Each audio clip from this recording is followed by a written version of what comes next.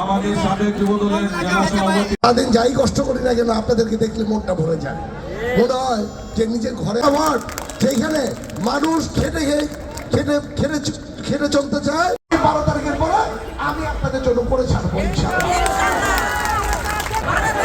শুনি না কিন্তু ভোট দিবেন কিসে? ইনশাআল্লাহ মিলেমিশে করবো। সকলে ভালো থাকেন, সুস্থ থাকেন। আজকে এত সুন্দর যারা অর্গানাইজ আপনারা এত কষ্ট করে বসে আছেন, ইনশাআল্লাহ দেশটা তারেক রহমান সাহেব 17 বছর বাইরে থেকেও আমার মা বোনদের অনেক কথা চিন্তা করেছে। এর জন্য উনি ফ্যামিলি কার্ড করছে। যেই ফ্যামিলি কার্ড দিয়ে আপনারা ঘরে বসে থাকলেও আপনারা একটা হাত খরচের টাকা পাবেন ইনশাল্লাহ।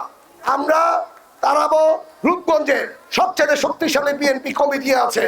আমরা চেষ্টা করব এই কমিটির মাধ্যমে যাতে আপনাদের সবচেয়ে বেশি কার্ড রূপগঞ্জ তারাবোতে আসে, তাহলে আপনাদেরকে এই কার্ডগুলি দিয়ে আপনাদের হাত খরচের টাকা অন্তত যাতে পান, এই ব্যবস্থাটা ইনশাআল্লাহ আমরা করবো।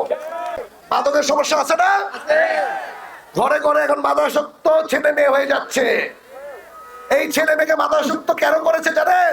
বিগত 17 বছরে যাতে আপনারা অশান্তিতে থাকেন, গণতন্ত্রের দিকে না তাকান, আপনাদের দেশ আপনাদেরকে রূপগঞ্জ থেকে সরানোর জন্য যত চেষ্টা তারা করে গেছে।